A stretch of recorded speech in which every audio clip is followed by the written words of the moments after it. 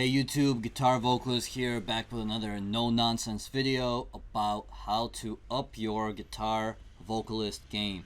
The channel is all about how to sing and play guitar at the same time, perform, sound good, and have the entire feel of any performance mimic that of seeing a whole band.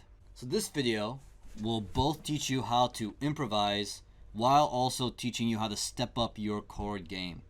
I've said this before, I think that chords are the building blocks of songs. Well, I don't just think it, they are the building blocks of songs, but it's something I repeat a lot throughout this channel because a lot of people really don't want to learn their chords. They just want to go straight into playing riffs, and then they don't have the foundation they need to make things happen. This video assumes you already know your basic chords, but you want to really up your game and allow that to shift into your improvisation or into your playing or into your covers or your original songs. So let's just say you have a song structure which follows 4 basic chords. I'm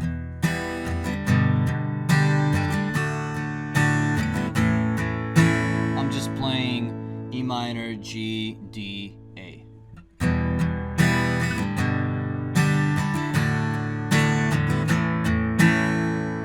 What am I playing right now? Well, I'm playing the 4 chords that maybe you would first have learned when you first started playing guitar. These are called open guitar chords.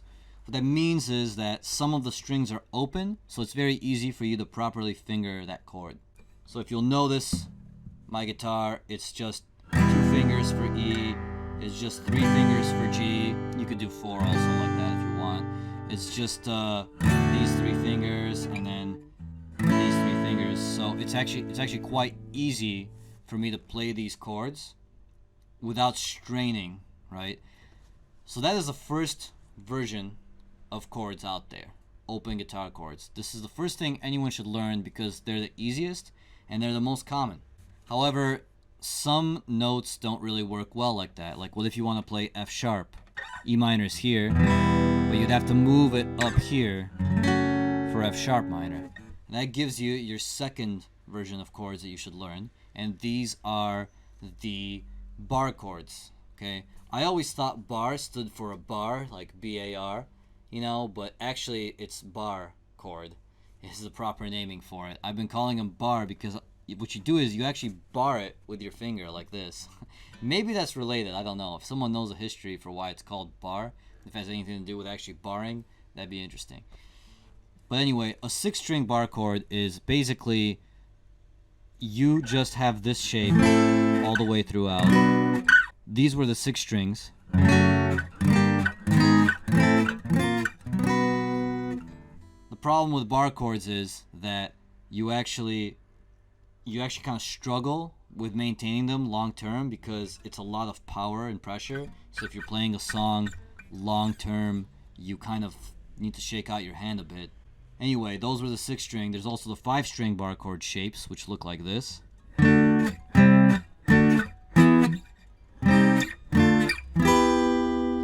Now, bar chords have the advantage over open chords because you can play any chord, any note with a bar chord.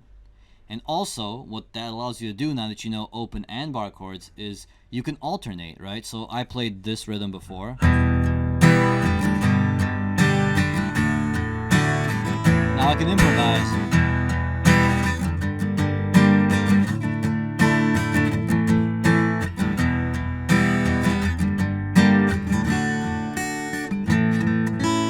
So I'm just mixing and matching bar chords with open chords there, and you can hear that there's a bit more of a different feel to how it sounds if you play a bar chord versus an open chord, even though it's the same chord. And another thing that's pretty important to note is a lot of these open chords are actually like bar chords in the case of shape. Like in shape, they're actually the same as a bar chord. So if I just take the E minor and I just slide it on over, it becomes a bar chord. Same with A major. Now it's a C major. It's just wherever you slide it, right? I could slide it further. D major. Now, if you know these two, great. You know every chord, so you can play any song. However, maybe you want to play a different version. Maybe you want to switch it up. The next thing that you can do, the next logical step, is you can play triads.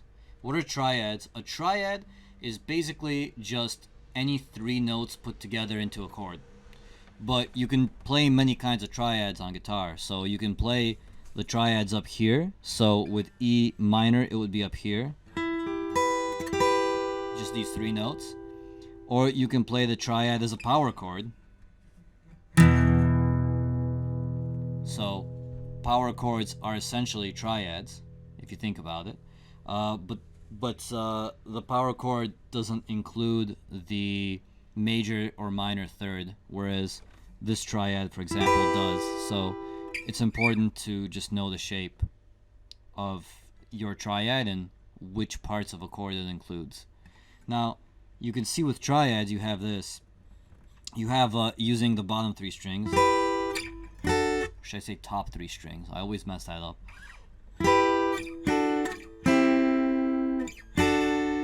Oh, that's actually the Stairway to Heaven part there, right? So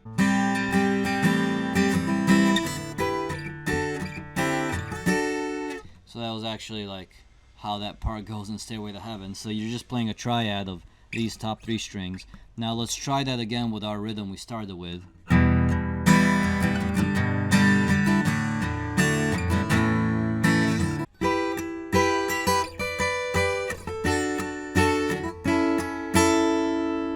So it sounds pretty different, right? So now let's try and do a little improvisation here.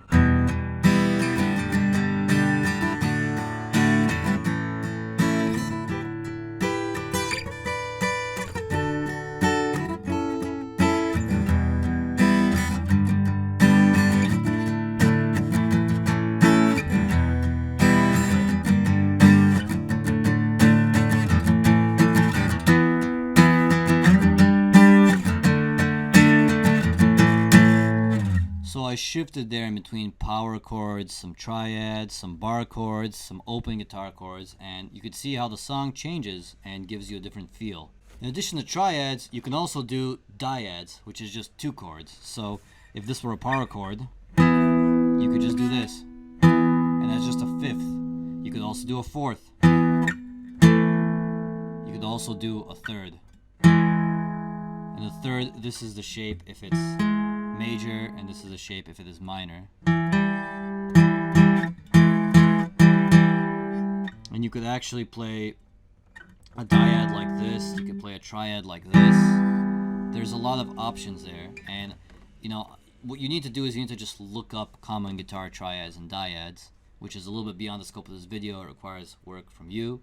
Maybe I'll make another video just covering dyads and triads because there's quite a few.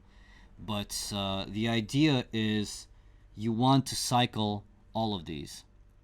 And then the last one that I want to show you is I want to show you arpeggios. Arpeggios are really just chords where you play the notes separately, but you can add a lot more. So if I'm just taking an E minor again, this is, by the way, a 5-string bar chord version of E minor, not the open string version. I can actually just play the E minor in an arpeggio.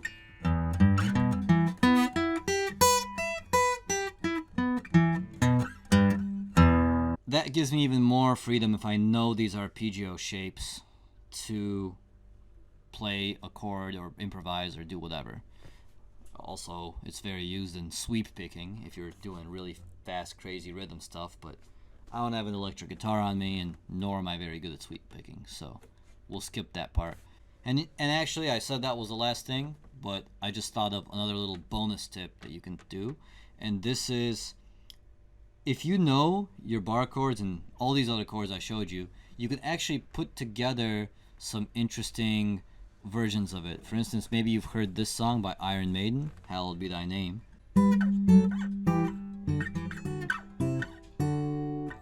So actually, that might seem like it's a different chord, it's just a dyad of 2, but actually the shape of that is just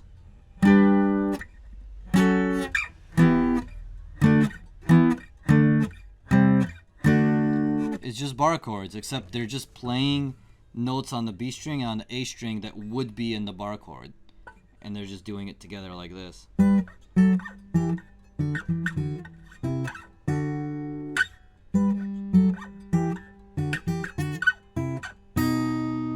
this is very much just playing around with the different chord shapes. Or another example is Sting, Shape of My Heart. It has this sort of a triad right here, which is like this.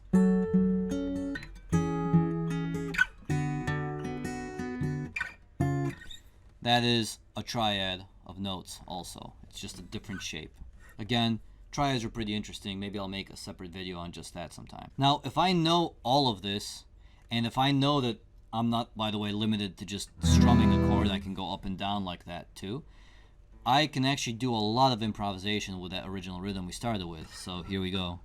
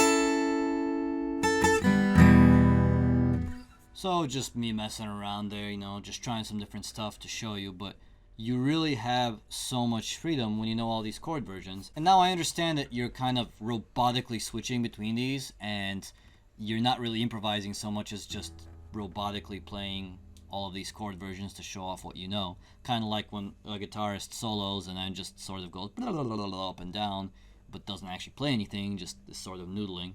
So I know that I don't want you to fall into that trap where you're just doing that, but at the same time, if you know all of these, and you'll eventually get used to what they sound like, and you'll know how to switch in between them when improvising, and this really helps in making a song feel more like it's yours. It really helps if something is boring because you're playing regular chords to just play different chords. Because the secret to improvising is having a lot of diversity in your playing, and then you can pick and choose stuff from your toolbox to make the song interesting. So that does it for this video. Hopefully this was helpful. Let me know if you have any questions. Let me know which of these chords maybe you'd like to see me do a deep dive on, which of these types of chords you want to see, and maybe I can make that into another video. And otherwise, if you like what you heard, like what you saw, go ahead and click that subscribe button down below. And until next time.